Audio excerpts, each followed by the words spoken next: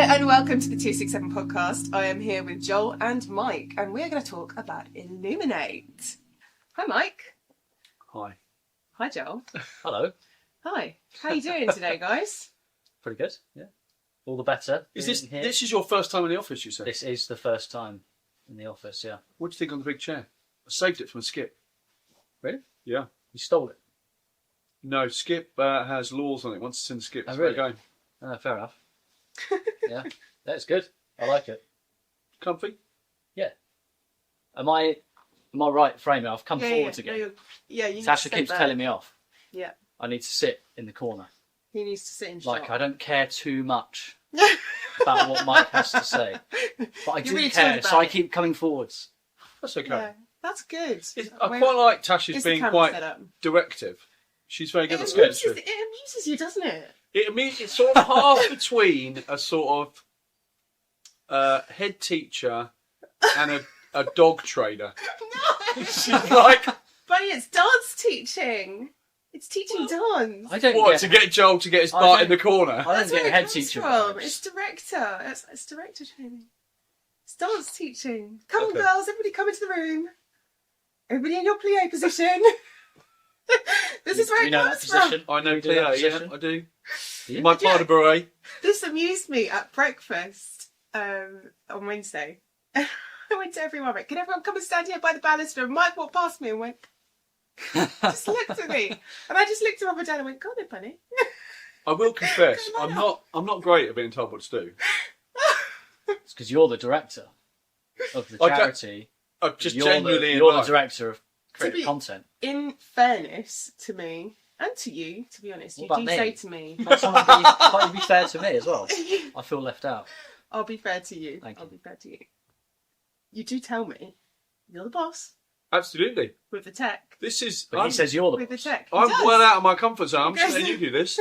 So I'm technically not telling him what to do. I'm telling him what to do after he's told me to tell him what to do. Yeah. You're exercising the I'm authority that has been imparted to you. Exactly. Wow, that's a great sentence, John. It's true. Hmm. It's Cool true. like that. I'm still doing what you tell me to do. So. Okay, I think we need maybe an alarm goes off when it stops, though, and I relinquish that authority. That's at the end of the working day. But then I have no authority. No. Then Wow. what do you do? This podcast has started really dark. all about authority and who's in charge. It's I these don't like it's it. these Icebreaker! power-hungry people. Icebreaker. Mike. I do have one actually, and it's linked to one the other day. So if there was an animal in the world, There's many. There already is. and it could talk, Parrots. what would it know that can't currently talk, and what would it sound like? What? No, it can talk, not Parrots. make a parrot noise. They do that already. Is that talking, Gosh, or is that making a sound? It's talking. It says, Polly want a cracker? That's a parrot saying, Polly wants a cracker. Oh, really? Yeah. I feel like this is getting vibes of the avocado conversation again. I'll try wind it down. Joel, He's I'm excellent. maybe thinking of an animal that traditionally Okay. doesn't have the ability to articulate its thoughts in the known human language. Yeah. For example, I've been thinking about, I think polar bears would be like, they'd have a very, almost like, a bit like your outfit, a little bit gangster. They'd be like, Ah. oh, it's a bit cold, isn't it? But gentle. Yes. Gentle, yeah, they wouldn't be aggressive. I think they'd be like, because they don't need to, because they're the biggest animal and Yeah. they could So swipe they you with a are ball. not insecure. No, They know who they are. But they're like a bouncer, bodyguard. They're just, But they have the perception Presence. of threat. Yeah. Because they're big and yeah, because terrifying. one slap and it's game over. Yeah. Their palms are the size of my belly. They're amazing creatures. Yeah. My top two favourite animals. I just like to hear them talk. What's the other one? Giraffe. Okay. But giraffes would be like So what's really... the full question? So pick an animal Yeah, that you'd like to hear talk that I'd like to hear. What would in they the sound human like? language, and Right. what would they sound like? I think I would agree with your analysis of the polar bear. Thanks. I think that's accurate. Wow. Can we note that? 'Cause normally you Yeah, I just mean, go it's out of your three way. times. It's been noted. You go out of your way Thrice. to It's disagree. been thrice noted. I've got an animal. Uh, Have I been too out there with this icebreaker? with any icebreaker, I need time to think about it. Okay. You're an internal process, I would Joel. defer to the director. That Okay, one. okay. That director. Well, you could go easy go with your the dog. real director. What? You could go with Bo, your dog. No, I know what I go. I know what I What go would for. Oh, Bo do sound you? like? Wow. Yeah. The perspective is, I feel that I can sense what animals are trying to say a lot of the time anyway. So I would like to go for an animal that I would have no idea. A perspective. And no idea, so a I blind have deer. no idea. I have no idea how this animal thinks, feels, behaves, does Wow. the things that it does at all. So maybe a worm. Okay. Oh What my would a worm goodness. I'd sound like to have the perspective of a worm's life, because how would we know anything? We don't know anything about worms. Oh We don't know my what it goodness. thinks. We don't know what it wants. I can't believe you went there. This is what That's I think. not what I was expecting it to I be. need to hear the impression. I already know Yeah, I what want to Bo hear the thinks. voice now. I want- I we already need the know what impression. Bo thinks. Go on. No, what's the word? Oh no, the What worm does it sound voice. like? What's its mannerisms? Maybe like, maybe little like a worm. Oh, that's a cute little worm. The first one, you've changed it. The first voice you did. So, Oh my goodness. I think it would be small, but I think it would be maybe quite slow, because worms are quite slow. It would be like that. All these artistic people, when they go to university, they just come That's back. what they do. At Yeah, university. They just, that's like a degree. You Yeah, get a yeah. master's for that. That's her thesis. How would you make it sound like wiggly though? Maybe Goodness. that is some kind Never as an of every icebreaker. now and then. Never was an icebreaker been overthought too much. Apart from Tasha, how to get the wiggle in It the would- voice of a worm. It would like get a wiggle every now and then. It would kind of Maybe, go, maybe, Well, like a maybe hiccup. it laughs and it's It'd be like a hiccup in it. yeah. it would just need to wiggle. So it'd be going normally, but hello, oh, Or maybe they're like really cheeky, like yeah, I'm a little worm. like. Yeah, exactly. So Joel, now you've had time to think. Yes. I haven't. And the had time bar's been because I've set really I've been high. busy being amused by Tash's impersonation of a worm. I mean, your impersonation of a parrot really did start it. You can't stick with parrot. It's a lack of imagination, Joel. Anteater. Oh, good one. Anteater. Why? Are they Yep. sort of aristocracy, do you think? I think they are a bit snooty. Hmm. I think they're a bit. They're a bit like. Any ants here? What's going on here? I'm gonna poke my little nose in. Oh, okay. Oh, they're curious. Yes, yeah. But wary. Nosy, I think nosy, but yeah, nosy, very literally, I like that. That's good thought of. Good thought. Good processing that one. and they're quite odd looking, obscure. Do you think they've not got many friends? So what would it sound like if you were to say a They don't sentence? have any friends. Do you think they don't have many friends? I think they only sort of make friends with other anteaters, and I think that's the problem. Right. I think Yeah. they're. Bit of an echo chamber of anteaters. Yeah. They only So what watch would the they sound same like? podcasts of other anteaters, and all they do is talk about eating ants and like what's the best technique for eating ants. And nothing else. Yeah, They're just so. they're poorly just so informed. into eating ants. Yeah. Yeah, Wow. Yeah. So what would they sound like? What's the voice? that was the voice. He did do it a little bit. Tell It's me like again. A full Yeah, sentence. got the ants around here. Yeah. What's that? Is that an ant? Oh yeah. I think Yeah. you only get the Well, that 2-2 sounds- for your drama degree with that one, Joel. In constant I would whispers. take that. In constant whispers. Constant Oh, do you whispers. think they're quite quiet?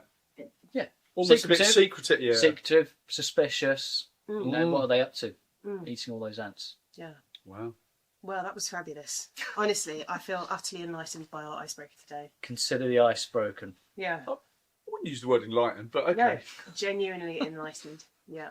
There's a whole Disturbed. outside of the box way of parallel world experiences. We've judged Okay. anteaters quite a bit. Yeah. We've been a bit judgy. I bet people don't who feel know bad about anteaters probably feel really like, no, that's not what they're like at all. Maybe If they're they giggly. could talk, they would say, Maybe they're really giggly and open and they're on to us. innocent. They're on to us. Okay. I'm going to use that more. I think that's worked quite well as an icebreaker. Yeah, it was a good one. Would you say it's Only an with icebreaker? artists, though. I made it up on the way into work. Did you? Yeah, I was thinking about polar bears. Oh, I'm sure you were. They're good. They're incredible creatures. They're very good. I'm Cool. never going to be near one. Cool. Let you Shall know, we? there might be one there. Shall we shall we end the icebreaker and come into the Illuminate Serious conversation mode now. We're coming into the Illuminate mode. So you are here today, Joel, because you I are am here today. our fabulous guest to talk about Illuminate.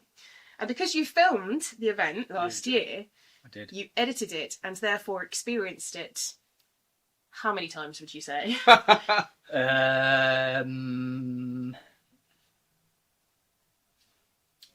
300 Wow. to 282 Yeah? times, That's a nice Wow. number. That's a precise number, roughly. roughly. Yep. Great. That's So incredible. just before we get into the actual questions, what is your overall experience of it like? Well, I have described it as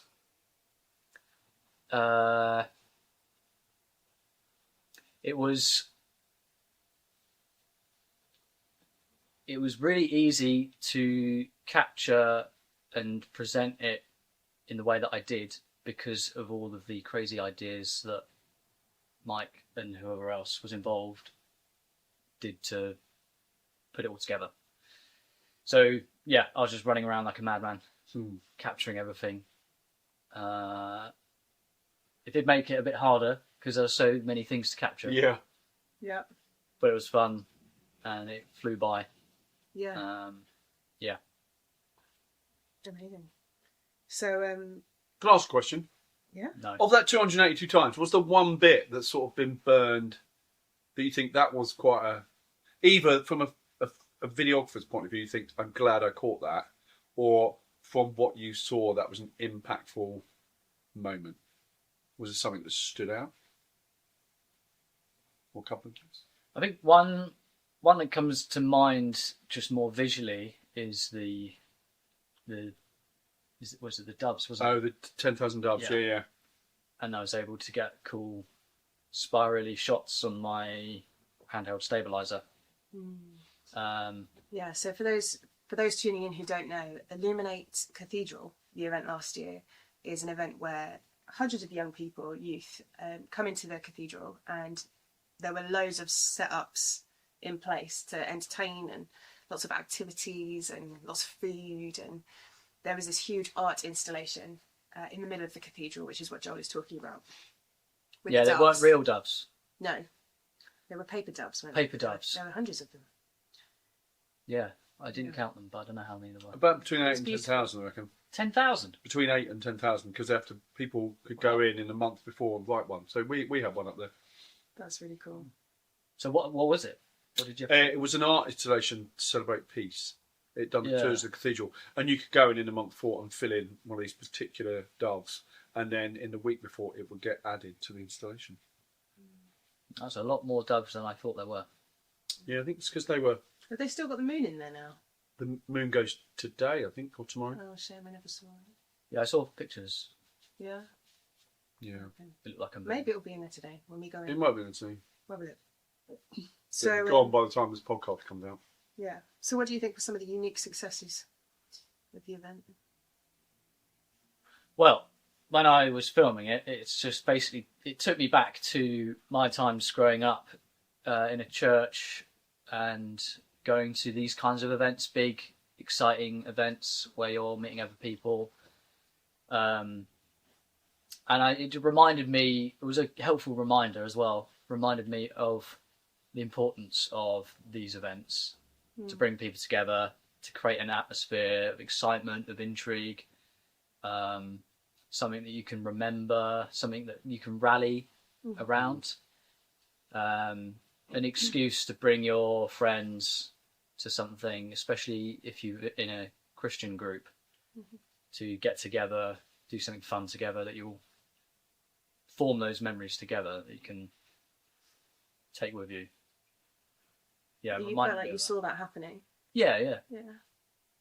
Yeah. It totally just took me back to my experience of those things and how important they were for me. Because I think for me, I can easily forget those things and move on in my faith and think, and not give it the, just forget about it, forget the importance of it. So when I was faced with filming it and recording it and remembering how important it is, I think that was really good for me. Yeah. So you would you would attribute a lot of young person's growing faith with the spaces and connections that they're making at the time they're exploring their faith? Yeah, with those sort of events, they serve as, like we call them mountaintop experiences, where you have this short, brief moment, relatively, and it's a high moment, and it's something you can remember and look back on. And hopefully, the idea is that you take it with you. So the shepherds that are leading those flocks, so the youth workers, can keep spurring the young ones on. Be like, remember what happened, remember what the Lord did in those times, like, you know, when you come back to the mundane life. Mm-hmm. You can use those times to remind yourself.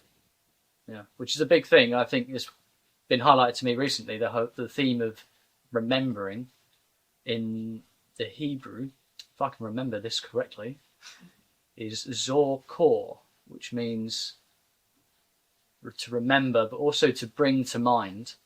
So I've been reflecting on that and the importance of bringing something to mind.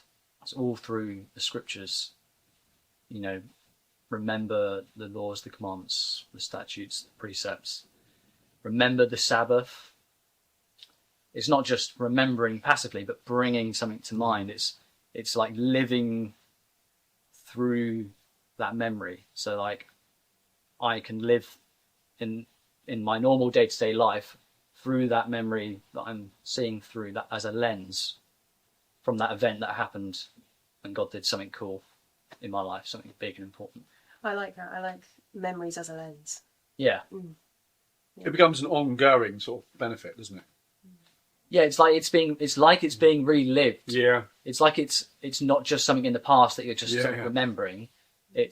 You're bringing it to mind, so it's like as if it's happening again in front of you, but now you're seeing what's going on now through that thing that happened. That's a really cool point of view. Yeah.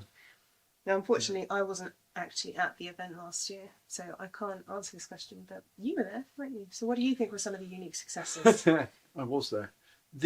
I think just hearing Joel effects has been really helpful. Like always we say, when you see anything through somebody else's eyes, it allows you to almost have your own sort of view of things expanded. So it's great.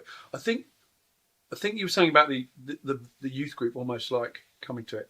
I think what I loved about it was it wasn't an everyday thing. So even though some people had done some of the things that were in there, they hadn't done all of the things in there in a cathedral with 300 other people. And so I think part of the sort of bringing to mind memory thing is it allows you to see what is possible.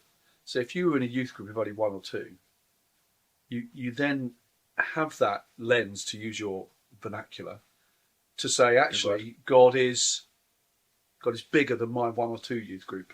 We're part of something bigger. So if we believe the body of Christ is this more than my youth group or my church. And I think there was something quite profound about that. It was something out of the ordinary in a space that maybe you don't get to do these things in, but it allowed groups of every size to be part of it together and then go back. And so if I'm in my 2 or 3 youth group, I'm still like going, I've got that now as something that's in my memory to be able to use and say, actually, I'm not on my own.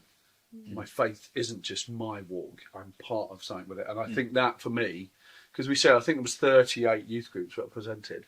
Do you know, I feel like that leads us really nicely into the next question, actually, which is why is gathering like this so life-giving? Yeah. I wonder whether it's affected by 2020 and 2021 and our inability to gather. So even, take pandemic out of the equation, I would still argue that gathering is the most profound thing we can do as Christians, as friends, sharing a meal together. We all got great memories of a Christmas meal, a birthday meal, or a walk up a mountain with a group, or a residential. There's something about the power of gathering, which is when you're all choosing to be there together and to take part in something together. I think that is a power in itself. But then when you multiply it to the damage that the pandemic did, we've almost had to relearn that behaviour because we were stopped from doing it, And then because we were stopped from doing it for so long, the damage that did to us meant it was so hard to be able to start doing it again. A lot of people said, I'm just not going to bother. And so then the damage of that sort of isolation and loneliness becomes much more, almost oppressive on someone. Yeah. And so actually, when you then gather now, it's like, wow, this is life-giving, because it's so not what I've been experiencing the last couple of years, and I want more of it. So it's interesting that the second year of running this, the sort of energy behind, are you going to Illuminate? Are you going to Illuminate? My group's going to Illuminate. It's just been much more than last year when we didn't really know what it was going to look like. So I think it's almost served as a bit of an oasis, a reminder of what happens when you gather, that now you then choose to prioritise it in your youth group calendar. I'm doing this. And our hope is that actually we're trying to think of what does a more regular gathering look like that will be life-giving in a more regular pattern, rather than it's a once-a-year thing, which is not healthy at all. So, yeah. Or to only have it once a year isn't as healthy as it could be. Yeah. Why do you think it's so life-giving to gather in this way, Joel? Yeah, I think amen to all of that, and I think it's very natural to gather, to eat together, as you were saying, and it reminds me of like the ministry of Christ with his disciples. He was either basically on the road preaching and healing and casting out demons, or eating with his disciples. So I think it's something that feels very homely in the spiritual when we're gathered together, eating together. I think there's something that feels right and good and sort of divine about it. Yeah, that's a good one. And I think it's less so now, but I think back then, 2,000 years ago, to eat together was a sign of that we are sort of equals and peers. But I think there is still a sense of that. If we're eating together, we're choosing to share company with one another. And it's a sense of welcoming and togetherness. So even if you don't really talk about togetherness and unity, but the simple act of just eating together, you're in a way talking about it. You're communicating that value of togetherness and unity. Yeah. I think what the event did, which I'm only now reflecting on, probably sort of in a really clear way, is sometimes when you run a big event, you still sort of silo out in your groups. I remember I worked in America years ago and went into a school, and they don't have uniforms in most American schools, and so I went into the dining hall, and all of the almost like different people groups were segregated out. So it was like a John Hughes film type thing. There was the jocks all sat together, the goths all sat together, the geeks, all these sort of and I was in this dining room and they were separated. It was almost like these invisible barriers that you couldn't cross over. Yeah. And I think sometimes when we run youth events, we silo off into our youth groups. And I don't think in the cathedral we had that, because there was so many activities around the whole space that you couldn't do them as a whole youth group. So you had like 2s, 3s and 4s. But then when we were together at the end in the crossing underneath the doves, sort of 400 of us, there was no segregation. It was just a group. And I think that for me is like, I want that again. I want to crave that again. I want to have the fun and the hilarity for 2 hours, But there's something about that. I can look over a crowd and go, I can't go, there's St Paul's group, there's Verso, there's Oswald. I can't. It's just we're together. And I think, that is what we should be aiming at. That's, when the Acts Church says they were together and had everything in common. It wasn't like your group, my church, big group, small group, large group. It was, we're together. And that's what I want. More than, all the activities working well and the candle floss being a laugh. If we could have that sense again, I think that's something I feel God really moves within that. I think. Yeah, the two are gathered. Mm-hmm. Yeah, we've got a couple more than that. Yeah. Otherwise it's... Well, I just mean, biblically. Yeah. When we're gathered together, the Lord is there. We are the stones of the heavenly temple. Yeah. Wow. So we've talked about what last year was like and what we want to bring from last year into this year. But what about what's different about this year? And let me say, we've got a theme this year, which is made for more. Yeah. Yeah. So how's that going to impact the event? And what is your hope for that theme with the young people? Excuse me, while I top up my non-coffee. I'll have to edit out that sound. That's weird. I've already got a sound I need to edit. It came from Mary, lovely Slow. Mary. Lovely Mary, it's because they did it with their youth group. Yeah. Um, They got really good hoodies. yeah, I've heard they got great hoodies. They're going to stand out tonight. Yeah. Also, there's the Young Life guys, which we're part of the collective and we're partnering with. Their whole sort of line is you were made for more than this. So it's almost like a couple of the groups that are involved with us, plus what we feel would be a really good almost shape for the event to leave something with people is that idea that, you know, we are created, you know, fearfully and wonderfully made, but on purpose. You know, I think a bit in Philippians says you were created before time to do good works, and then, you know, on purpose, to be created on purpose.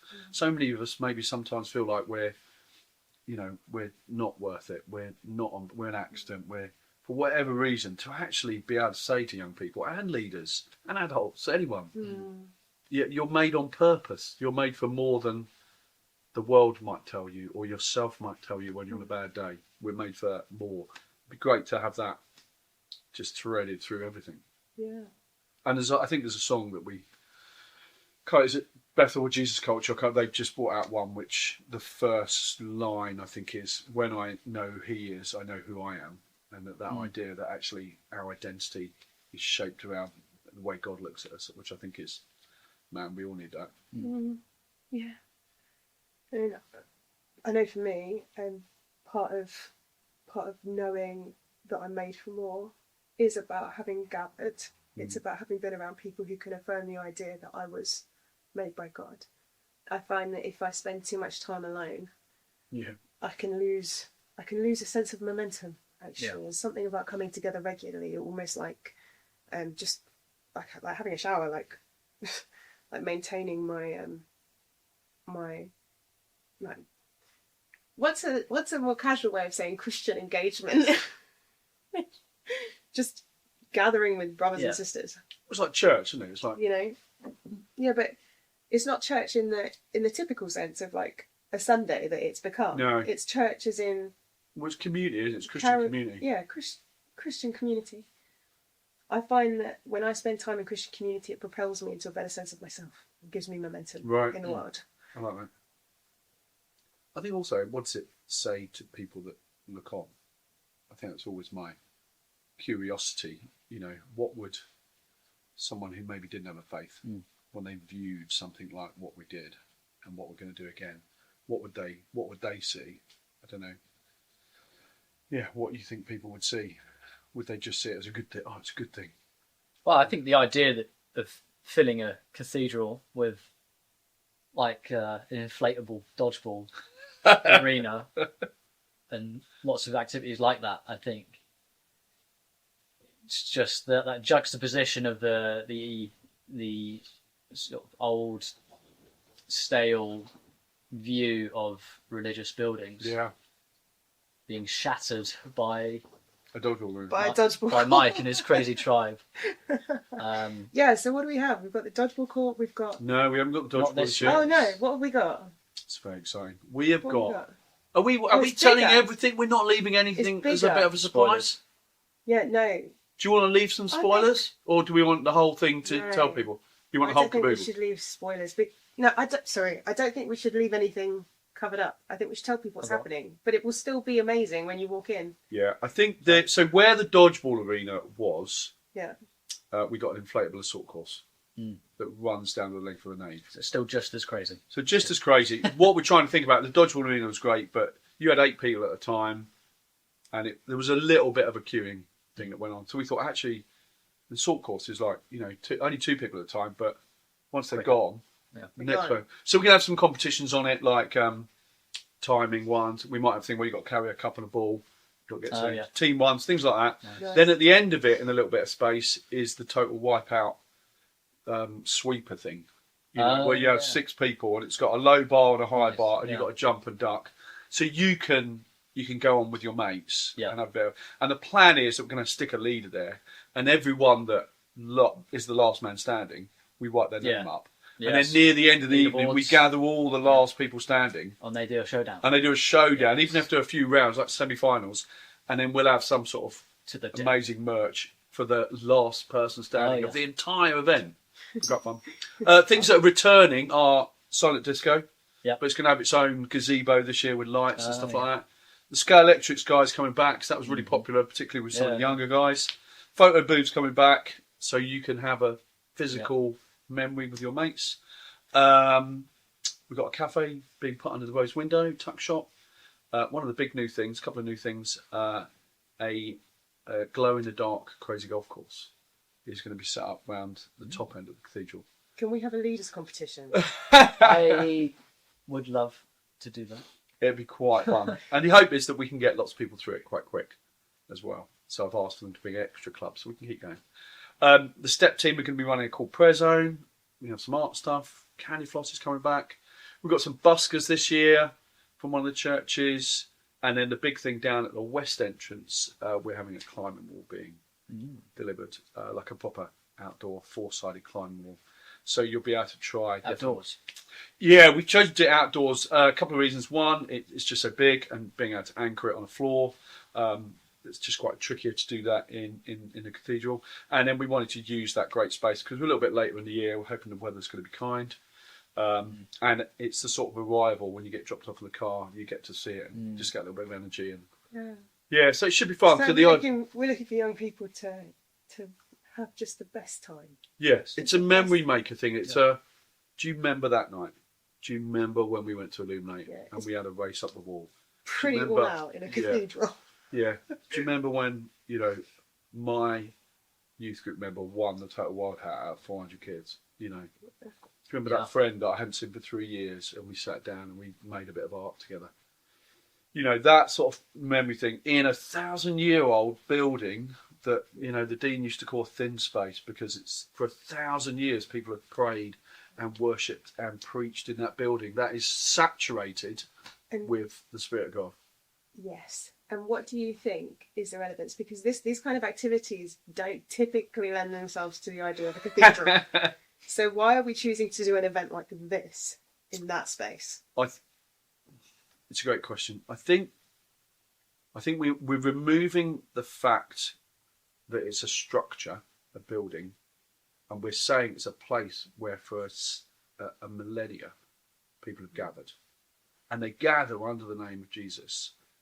Now, we don't have this sort of you can only come if you're a Christian thing, but we do quite clearly say we're gathering because we believe this is important. We believe that everyone needs to hear they're made for more. So to be in a space that has been doing that for 1,000 years, and even a little bit longer, if you take the walls off when it was being built, I think it's a couple more 100 years, and it's changed a bit. But that's insane to say that something's been done here for 1,000 years. We can't comprehend that number. It's like, it's older than some countries. Yeah. It's like, but 1,000 years on that spot, people have sung, prayed, preached, repented, lit candles, forgiven people, broke bread, hugged, in that spot for 1,000 years. Yeah. I don't know anywhere in my life where that happens. Yeah. And that's what we want to do. But being able to gather people in something that brings this joy, brings this life, and actually playing in that sort of way is really life-giving. Being able to do something that's just, I don't get to do this every day. Yeah. I think it's really, go ahead. Before I forget, go on. You reminded me of something.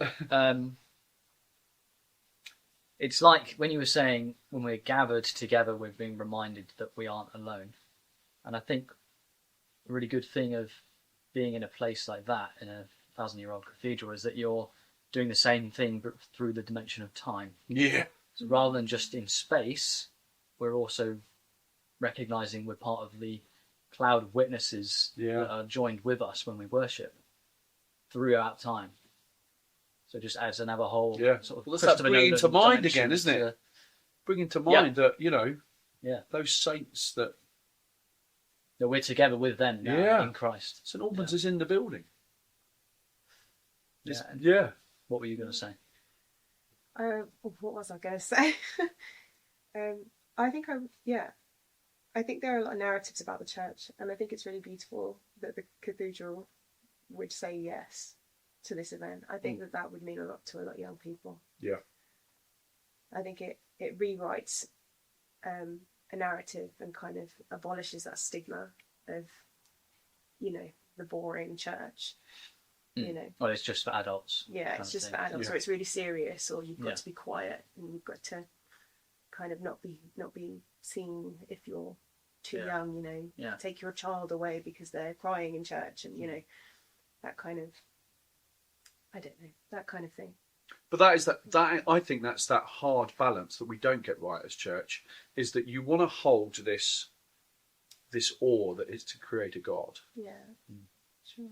but also you've got to hold this. I have come that you might have life and full life, Yeah, and gathering and community and joy are that full life because it's done in His name. And I think sometimes we don't always get that right. That we will probably be sometimes accused of being, you're not taking it seriously enough, or you're taking it too seriously. Say, Do you not think? from my perspective, because I do recognise the importance for that more reflective, more contemplative style of worship, but we saw that in the event. You have certain designated spaces for that very thing. You had a certain area for talking about the faith, like directly in a very relaxed environment. You had arts and crafts area where you could express yourself and worship through that, and there was prayer spaces with the step prayer mats and stuff. So yeah, I think you had a good mix. And you had, when you gathered everyone together, there were times of worship and there were times of prayer and listening to teaching.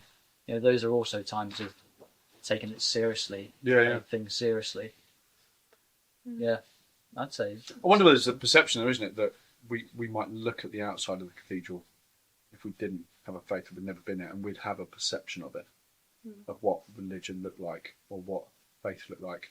And I wonder whether we're just slightly on purpose challenging that by saying, this is equally worship, this is equally church. Yeah. And I would argue in a greater way at points. You know, Yeah. this is life Yeah. in its fullness. This We're not is, used to it. We're not Yeah. used to it. but also we have this sort of black and white that a church is this. This is why I'm really big on the idea of time and space. So there's a time and there's a place to do things. In Ecclesiastes, there's a time to cry, there's a time to laugh, there's a time to eat, there's a time to fast, you know. And I think that for young people, it hasn't felt that there's ever been a time, you know. This is the place where we're serious. This is the place where the glory of God, who threw the stars in the sky, the magnificence of the Lord, but He's also our friend, and He's also our Father. He's Creator God, He's Glory God, but He's Father God, and He's my friend, my companion. He's the guy that sits next to me and eats and laughs. Jesus was funny, right? You know, so I think to be able to say to young people, this is the time and it is the place. Yeah. You know? You can do this here, yeah. Yeah. I think it's that the Tim Keller quote, you know, the child that can ask a king for a glass of water at 3 a.m. That's the kind of access we have to God. And I think there's something quite profound that's what we're saying, that when you come into the cathedral, it isn't you've got to be a certain age or you've got to behave a certain way. It's actually, you can meet with the king here because you've got that access. Well, even in the middle of the night, you're banging on the door for some. Is it bread in the example that Jesus gives? Yeah. Although it was, give me something. Yeah. Yeah, it's going to be. It's Give almost me some candy floss.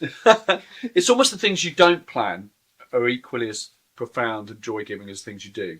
So the gathering at the end of the last one, we'd planned a certain amount of content because you have to, but we didn't plan on what it was going to do, what it would feel like, what the impact. And I think that's what I like about it, is that you have to have certain things in place that you've booked. Yeah, But then sure. part of me wants to say, actually, God, have your way. You know, do you want to be restoring relationships? Do you want kids to meet you just because of the profoundness of the building? Do you want the healing of, you know, youth groups and churches to take place here because of their journey? I mean, all those things that you can never plan for, I want to happen as well.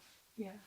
Is God talking to you and saying to you about anything specific over this event? I don't know. I think this is probably quite a personal thing. I probably have slightly initiated this conversation, but I'm really good friends with Leah, the youth pastor at Soul Survivor. And I think part of me was, we talked to the collective about asking them to come and lead the worship and come, because they were going to come as a group. And I think because of, if you're a youth worker, the Soul Survivor journey has almost been quite a difficult journey, or a very difficult journey, but maybe part of almost as the name of Soul Survivor been tainted by the actions of a few. And I almost want to say, I want to welcome them in and say, this is healing. This is, you are in. You know, it's not we're never going to do anything with you again. It's the opposite. And I think there's something quite profound about inviting them in, but also inviting them to be part of it. And so I'm hoping that they will feel blessed and they will feel really part of this wider community, because, you know, having had conversations with them, they know for decades they've been quite separate, and almost they know that actually there's benefit in collaboration, in unity, beyond, like the things we talked about, beyond their normal environments of how they do church, and to actually be together with them. I think that's one little bit I'm really excited about. I think I'm also excited, is this then going to be a domino to other ministry that's going to come out of it more than last year? I wonder, almost like last year we were warming up to a bit and everyone got the idea of it, whereas this year, will it then almost ricochet into other things, having real fruitfulness, and smaller youth groups almost being a bit bolder, a bit puffed up in a good way, that actually, you know, I'm part of this. I matter. You know, I'm made for more, and that would then have a knock-on effect in individuals' lives, in churches. You know, they'd be going up to the adults in their church, and there would be this sort of, by osmosis, this life would impact churches and the way they see young people, and it would have this sort of domino effect. You know, you watch those Guinness World Record domino things. Doesn't matter how many trillions of dominoes over what size, it's one that starts it. Yeah. And I'm hoping that there's this sort of wave that happens, but not just one wave going out, but as that youth group goes back to their church, as Joel goes back to edit the video, as you go back with your family, as I go back with the collective, all these dominoes will have this sort of wave of movement of what God wants to do next. I think that's amazing. Is that what God? No. I think that's a really good note to end it, to be honest. To leave it with them. Oh! Do you want to chat about him? Well, you did flash him in front of the camera multiple times at the beginning. I know. We can do that again if you want. Well, did we want to talk about him? There's a little figure here of Jesus. How many are there? 75. Well, 74, because some friends of mine, Nick's couple. You ate one. What? And I got one on my desk to remind me that Jesus is looking at me. Oh, that's good. So probably 72. Okay. So slowly declining in number. But 72 mini Jesus figures that are going to be hidden all over the cathedral. And there will be prizes. Yeah, you can There'll swap a Jesus for a prize, but you can keep the Jesus maybe. But we want people to find Jesus. I'm not sure that's quite the right message. Yeah. We want to stick with people. We want people to find Jesus. Yeah. So you're going to say they can keep Jesus then? I don't know. Or do you want to reuse? Well, I want to be behind him, because if they'll get found really quickly, I want other people to play. Okay, so I found Jesus. Can't keep them. Okay. Well, the point is, if you find Jesus, you what? You get something. You win. Not better than Jesus, but you get something. You get something. Yeah. And you get to keep the actual Jesus. Well, if you find the actual Jesus as well, if you meet Jesus, I mean, that's a whole other conversation. Yeah. What do you Come get? and tell What us prize do you about get if you meet? Oh real man, Jesus? what do you want to talk about? Peace, wholeness, eternal life. If you found Jesus at an Forgiveness? Illuminate Cathedral event, which activity do you think you'd find him? If you met actual Jesus? Actual Jesus. I think suspended with your life held into a rope on the top of the climbing wall. Okay. And that is Maybe. that is the rapture. Or candy floss, talking about the sweetness of Christ. His name Or is is like it, honey. Yeah. or actually is it the Processed sugar. wipeout, I've dodged judgment. Yeah. Do you think he would just thrash everyone in the wipeout Do you course? think Jesus would be good at wipeout? He walked on water, should be able to jump and duck. He would quite just well. levitate and drop. What's the opposite of levitate? levitate. Yeah, what is that? Is it duck? Descending. There you go. It doesn't feel an opposite. There. Right, We'll drop have us to an look that one email. up. What's the opposite of levitate? Drop us an email. Fall. Is it fall? You can send us a letter in the post office. So if you are tuning in and you are in the Hertfordshire area and you are a youth worker, don't forget to book your tickets to Illuminate Youth. This year it's in March, 15th. 15th of March. So see you there. And thank you, Joel, for coming into the office today. You're very welcome. Thanks to our listeners for tuning in. Until next time.